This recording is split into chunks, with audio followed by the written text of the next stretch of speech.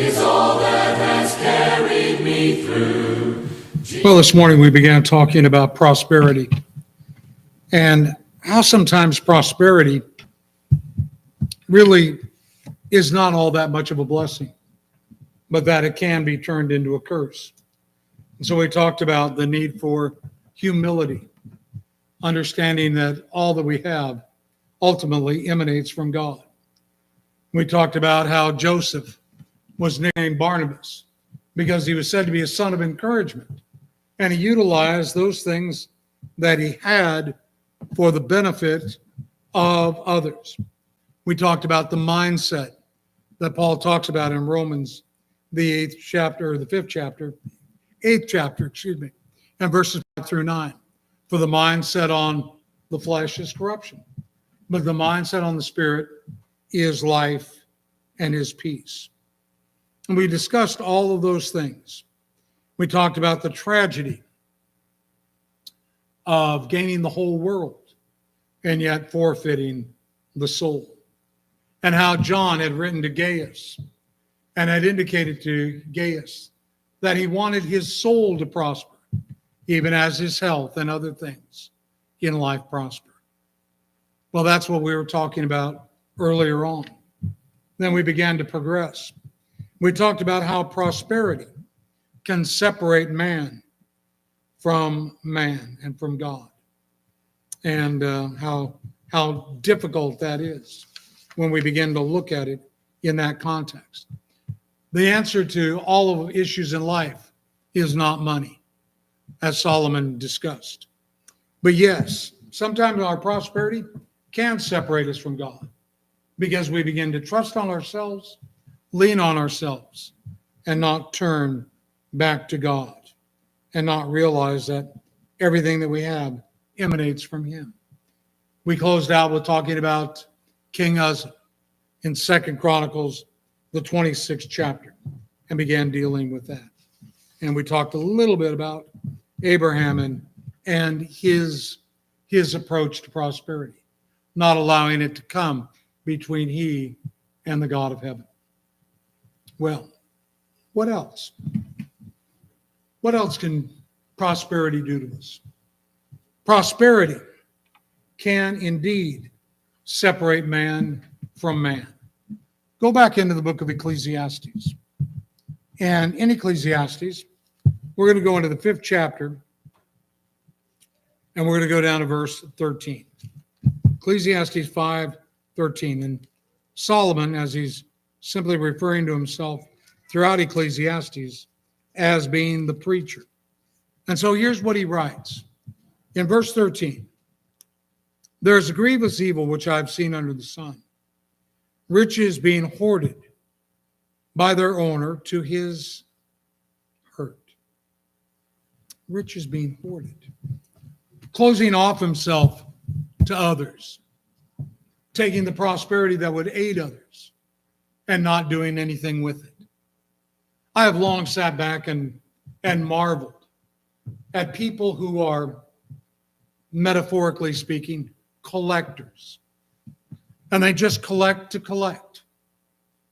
And I'm not talking about collection as far as being that which is really a collection and itemized and articleized, put into an acceptable stead, but rather individuals who just accumulate whatever they see.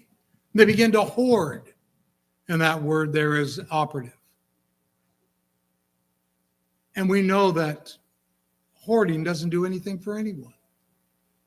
And there are a lot of people that are hoarders.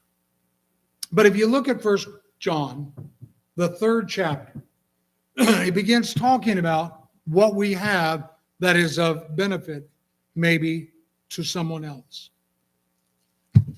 And so notice what John writes. 1 John, 3rd chapter, verse 16, beginning. He notes, we know love by this, that he laid down his life for us. We have to lay down our lives for the brethren. But whoever has the world's goods, beholds his brother in need, and closes his heart against him, how does the love of God abide in him? Little children, Let us not love with word or with tongue, but in deed and in truth. Like I said this morning, we're rich. We have wealth. And we may not think of ourselves as rich. We may not think of ourselves as being able to aid someone, but we truly are. There are those that have literally closed themselves off. You think of the story of the Good Samaritan, and you read back in the book of Luke, the 10th chapter, verses 30 down through 37. And you see how the man was on the journey, was waylaid. How he's there and he's in desperate need of help. And people pass him by. People that should have been of a mind to help, but chose not to. And then here comes the Samaritan. And the Jews looked at Samaritans as a pariah, wanted no dealings with them whatsoever. But the Samaritan goes over to the man who had been waylaid, who is hurt, and begins to minister to him. Takes him to a resting place. Sees to it that he's taken care of. Tells the proprietor of the inn, if he needs anything further, take care of it for him. And on my return trip, I'll take care of the amount. That's the attitude we should have toward people. Should always have toward people. But we don't see it that often. We see people accumulating and not reaching out to anyone else. But it doesn't even have to be accumulation. Many, many years ago, Linda had what we called a hoopty ride. It was a car, big Oldsmobile, 88 or 98 or whatever the Oldsmobile was. It's a huge car. It was like a boat. And she drove her mother around it. And she drove it from Washington to South Carolina as we moved. And I would ask her, I'd say, don't you need to put gas in the car? Oh, no, the tank says half tank. And I go, tell you what, we're going to fill it up anyways. And this went all the way to South Carolina. When we got there, one day we had to go into town. Got into the car and set off to Columbia. And all of a sudden the car's like, chug it. And we end up on the side of the freeway. And I go, Linda, your car's out of gas. Oh, it can't be. See, it's still showing half a tank. Linda, the gas gauge is broken. It can't be. Linda, the car's out of gas. And so we had to get out of the car. And we waited for somebody to come along to help us go to the next off-ramp to get a gas can. And there's a man that stopped.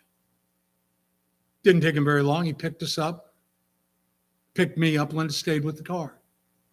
Took me to the next off-ramp. Made sure I got a gas can full of gas. Brought me back to the car. Gave me a bunch of his grapes that he had in the back of the truck. Oh, they were so great. They were big musk grapes. I mean, huge. And I'm not exaggerating. They were huge. And he said, here, take these. No. He insisted. He didn't know me from anybody. Had out-of-state plates on the car. But he was willing to extend to of himself. It took time. It took energy. It took more than money to help us. How many of us are the same mind? Now, of those in the body of Christ, how many of us are willing to do it? How many of us are willing to do it for those out on the road? I gave Greg credit this afternoon. He led us in prayer when we were at the restaurant. And he clearly identified who we were. The Church of Christ on Winnetka. And I appreciated that. He's not ashamed. I'm a member of the Church of Christ at Winnetka. And I want everybody else to know it. Well, I'm not saying to do things for vainglorious reasons or name identification. But when we do the various things we're called upon to do, it's because we are children of God. And that's what we need to be doing. We need to use those things that we can, whether it be time or whatever, in assistance of others, to help them, to aid them, to become involved. In the parable, well, it's not really a parable, but in the story, the account of the rich man and Lazarus, Luke, the 16th chapter. Let's flip over there and take a look at it. Luke 16, drop down to the 19th verse. Luke 16, verse 19. And notice what it is Jesus brings to the forefront very powerfully. Now, there was a certain rich man, and he habitually dressed in purple, fine linen, gaily living, splendor every day. And a certain poor man named Lazarus was laid at his gate, covered with sores, longing to be fed with the crumbs which were falling from the rich man's table. Besides, even the dogs were coming and licking his sores. Stop. Dogs have this unique sense about it. They know when somebody's hurting. They know when somebody's in pain. The dogs were coming and trying to aid Lazarus. The rich man, not so much. Poor Lazarus was laying at his feet almost, and wouldn't even give him the crumbs off the table. None of that. How deplorable.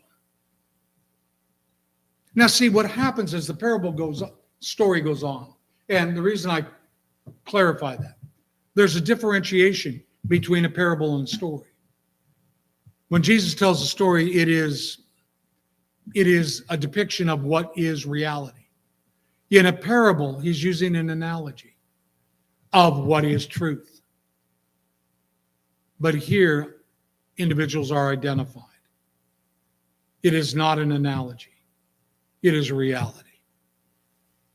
So the rich man could have reached out to Lazarus, who is so cold and hard-hearted that they cannot extend therein. You have to. You have to. I couldn't live with myself if I didn't try to help somebody. I've been known and I'm not saying this for accolades, but I've been known in certain circumstances to help people pay for their groceries. They don't have enough. And I'll always give this excuse.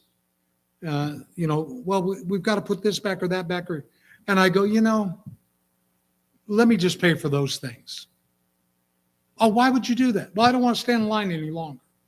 I would do that. I would be a deflection. I'm not doing it to help you. I'm doing it because I'm so busy. And I really shouldn't do that. Not that I shouldn't help them, but I shouldn't do the deflection. I want to do it because it's the right thing to do. Not because I want to deflect. I want to do it because I'm a child of God, and that is my motivation. And so I don't know why I deflect that way. Oh, I'm in a hurry. I just don't want to take the time, so I'll just pay for it. And I sound like a pompous individual, self-important. As Christians, we're not. We are to be of service to others. And sometimes our arrogance, our self-absorption, not only separates us from God because we take him for granted, but we're also separated man from man, human from human, when we don't recognize the needs of others. Kathy and John in the back of one of their vehicles, I don't think the little go-go machine has it, but in the back of an actual car or truck, they used to carry around bags in the back for when they would not run in as run over, but when they would see or be approached by somebody that was in need. And they would hand it to them. Here, this is for you. And if memory serves me correctly, you guys had printed material from the church as well. So here's what we're going to try to do to help you. That's laudable. Here's what we can do for you. And that's what we need to be doing. And I'm not saying that's the work of the church, but it is the work of an individual. And as individuals, we have that responsibility. The scriptures don't teach neo-socialism. I got into a discussion while away with somebody. It was albeit brief because the person didn't know what they were talking about. But they were talking about neo-socialism. And that is what churches need to do. And that's not what it's about. It is about every individual recognizing a need, doing what they can in order to provide for that need. I can't divest that to somebody else. I've got to do it myself. I had a friend many, many years ago. Actually did have a friend. And what he did was he would go to the park over in North Hollywood off Magnolia. And he would take turkeys and other things, fixings. And he would give it out to the people who were in need. And so I said, Paul, let me join you, because you can't do it by yourself. And from that point onward, we would go and we would cook turkeys. We'd have people cook turkeys for us. Members of the church, can you cook a turkey? Great, we'll take it from you. We had a member of the church that was a restaurateur. We'd have him do about 4 or 5 turkeys. And we'd take him out there. It's what we did as individuals. We tried the best we could. And when we would meet with these people, it would give us an opportunity to talk to them further about spiritual needs. That's what we did. And we did it for years. Do we have any conversions? No. Not a one. And the reason being is, well, I really don't know. I do know this, that I rejoice that Audra's son, Isaiah, was baptized today. And that's one more that's saved. But I do know that Southern California is a really, really hard place to work. It's difficult. It's challenging. Because the people, while they profess to have a belief in God, they've been so secularized that they don't want to do anything about it. And they've already got their minds conditioned. They're all right. But we have to double our efforts on an individual level, because that's where we're going to find the increase. The young woman at the restaurant, she knows what I do. She knows that I preach at Winnetka. As I went up to pay the bill, she was talking to me about the church, asking me questions about it. And every time we've gone in there, she's done the same thing. And that's why I do not give her the money at the table. That's why I get up and walk over and talk to her. Little by little, she's beginning to learn more about the church. And today she asked me, what makes you so different than other churches? Why do you meet in the afternoon? And what's so different about your church? That was rather telling. I was able to spend about 5-6 minutes talking to her, explaining a little bit about why we're different. As we left, she said, well, we'll see you in 2 weeks, or maybe I'll see you before then. You never know. You never know who you're going to touch. And so when we begin to think about how blessed we are, you don't know who it's going to touch, who you're going to be able to reach out to.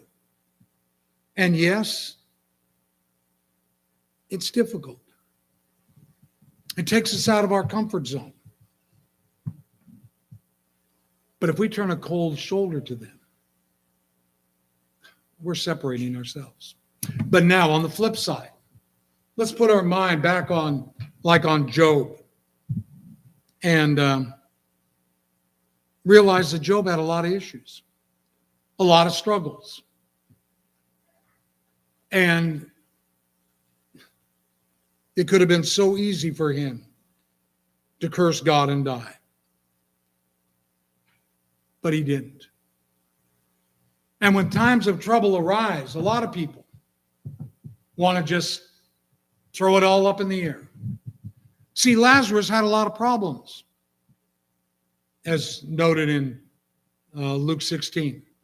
A lot of problems.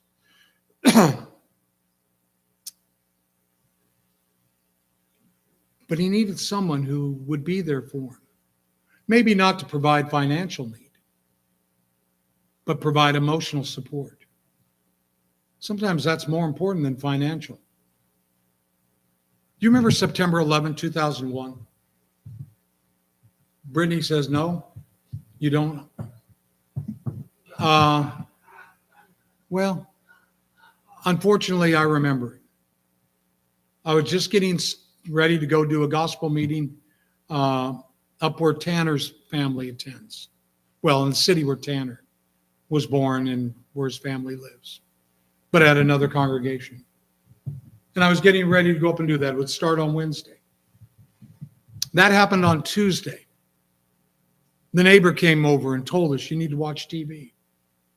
We had never watched TV in the morning before. Came over and banged on our door. You got to watch this.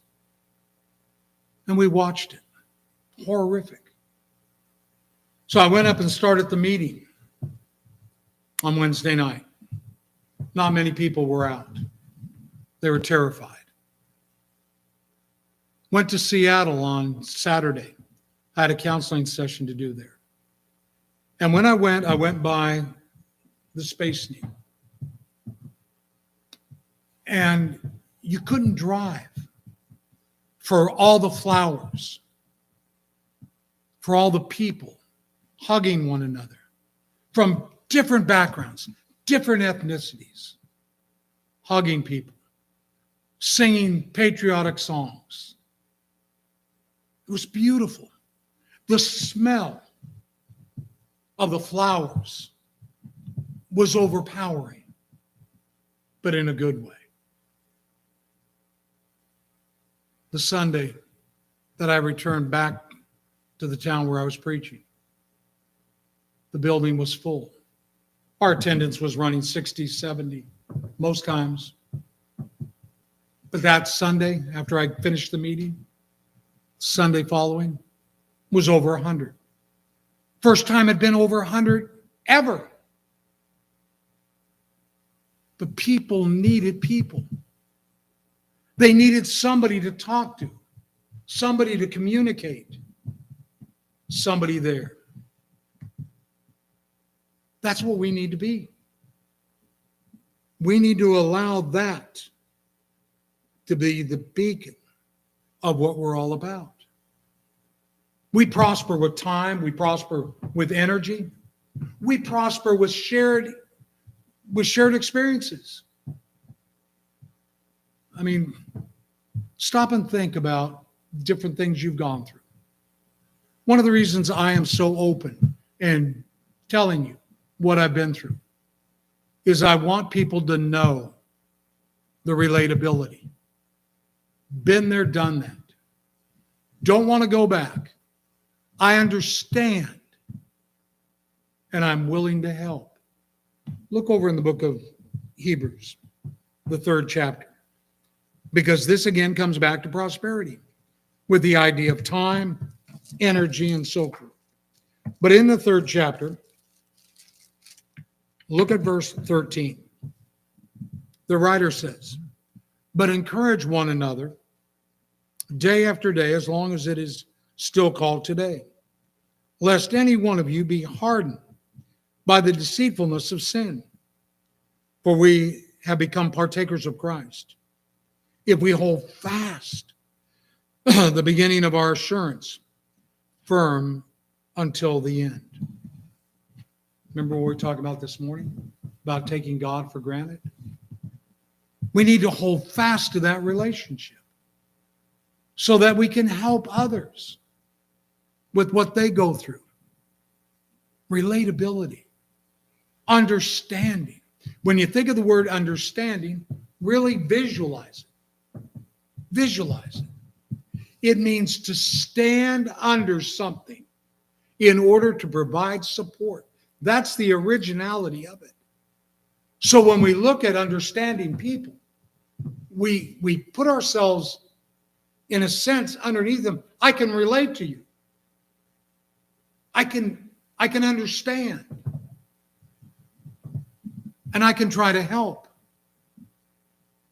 We've been given that ability. We've been given that charge to encourage one another. So when Joy's going through difficulties, I'm not a woman. It's clear. It's evident. But I am a human being. And when Joy's going through something, I may be able to help relate to it. I possibly can. When some of the young people are going through difficulties, I can relate to it. Been there, done that. How can I help? How can I be of service? Oh, you don't understand. Yeah. What are you talking about? Well, we have this problem. We have that problem. We have... Okay. I know. I've been there. I've overcome that. And I don't say that braggadocio, but rather there, but by the grace of God go I. With God's help, I've been able to overcome. That's what we're talking about. And you don't even need to have shared that experience. You can simply be there and be an ear. That's all people need sometimes. To know somebody cares. And in the congregation, we have people that are struggling. We have people that are suffering. And we can be there for them. So with our time, our energy, we prosper. And we need not allow that to come between us and them. And it is amazing what happens to a group of people when hardship comes. September 11th was a rallying point. In the previous generation, it was December 7th, 1941, was a rallying point. And there have been various rallying points throughout time. People needing help, needing structure, needing something. But it doesn't always have to be catastrophic. But the last point we want to consider is that prosperity can separate man from himself. Ecclesiastes 5:13, there's a severe evil which I have seen under the sun, which we already looked at. Riches kept for their owner to his hurt. Prosperity separating man from himself. Paul talked about he learned to be content. I learned to be content. I never really appreciated that until a man who now serves as an elder, at the time he didn't. But we were out golfing and we got into a discussion. And he said, you know, I have learned to be content. And in the back of my mind, I thought, well, you really should. You retired from the Air Force after 20 years. You got a cushy job with the IRS. Your wife works for the bankruptcy court. Your wife also gets additional income. Sure, you can learn to be content. You're sitting on 6 figures plus yearly.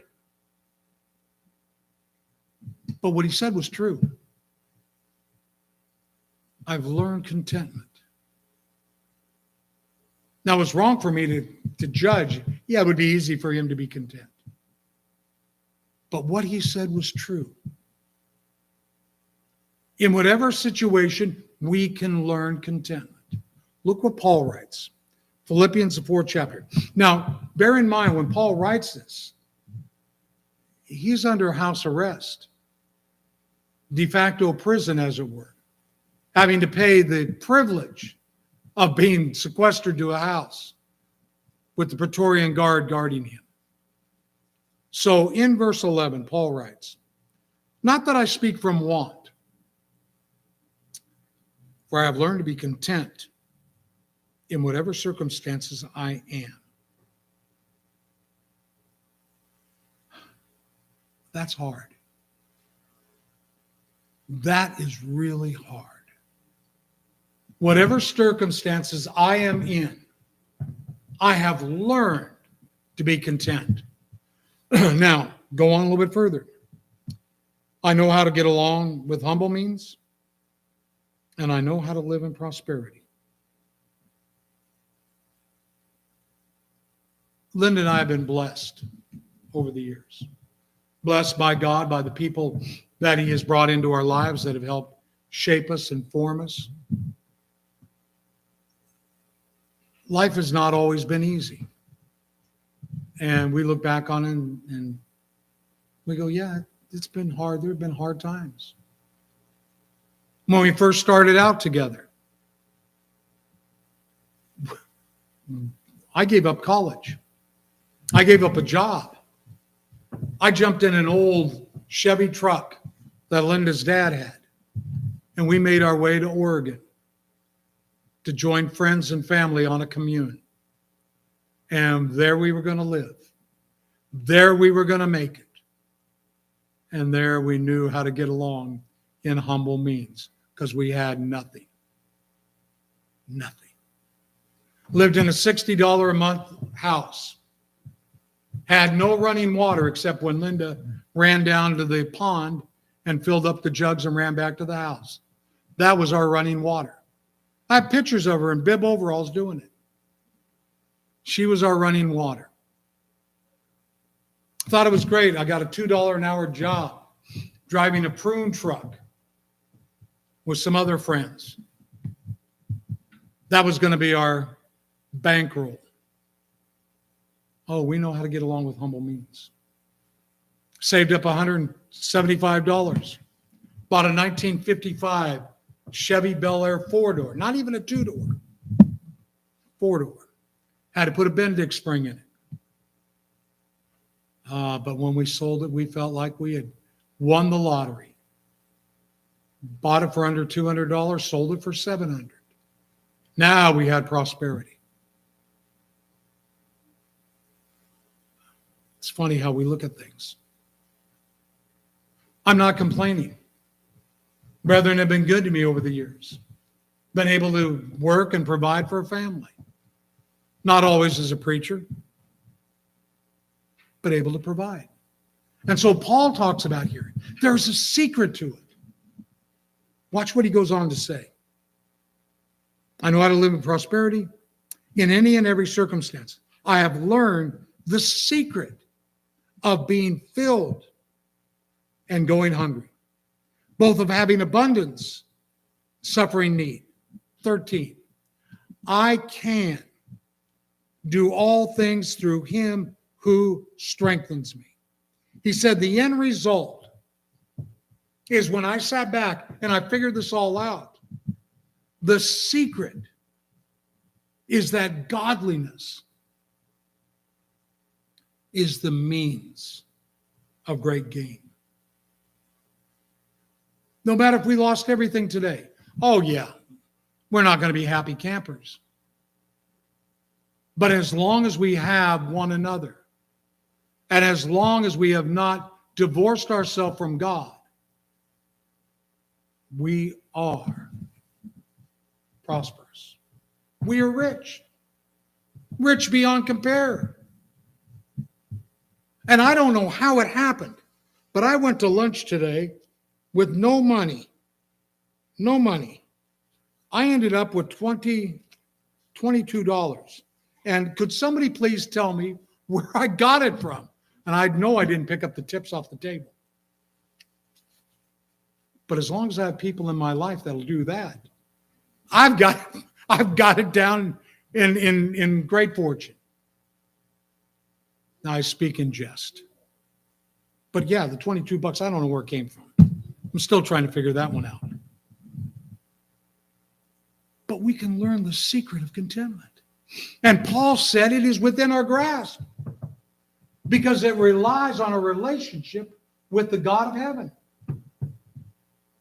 That's where it's all at. That's where it resides. And sadly, we can begin to build up too much confidence in self and in what we have. The prodigal son, that was his problem. He had great prosperity. And in that prosperity, what he did was he went and squandered everything and didn't in any way, shape, or form stop and consider his position. And he lost it all and was alienated as a result. When he did all this, his true nature was revealed. He had made a separation between himself and his family. And he had made a separation between himself and God. And the only way to get back on track was to return back to his father and to acknowledge that he needed his father more than anything else. And that's what we need to do. We need to really understand, fully appreciate our relationship with God, because that is where our prosperity lays. We have something that has been given to us that is beyond worth and value. And sometimes we just really don't appreciate it. I gave our older son a record album when he left home. And I said, Jake, I want you to have this. I said, one day it's going to be worth some money. You may be able to sell it and buy a car, a truck, or whatever. Because I had given my nephew baseball cards, and I didn't see him for many years. Then I saw him drive up in a big, beautiful truck. He walked over, gave me a hug, and said, thanks, Uncle Bruce. I said, what for? And he goes, the truck. I go, what do you mean? I didn't. He goes, the baseball cards you gave me. I sold them. I bought the truck. So I gave our son Jacob, I gave him a record album. Never had been opened, ever. First album, first pressing, first release of the Rolling Stones. I said, Jake, one day you may be able to do something with it. Because one day it's going to be worth a lot of money. He didn't take any value in it. He doesn't know what happened to it. And now at the age of 50, he wonders what it would be worth. And he said he looked it up recently. I said, well, what's it worth? He said, Dad, I ain't even going to tell you. Well, that's the same way it is with our relationship with God. We need to appreciate what we have because it is only going to increase in value. And it already starts out more valuable than anything the world could offer. We are prosperous beyond control and beyond compare. And God has given it to us openly and freely. Now the question is what are we going to do with it?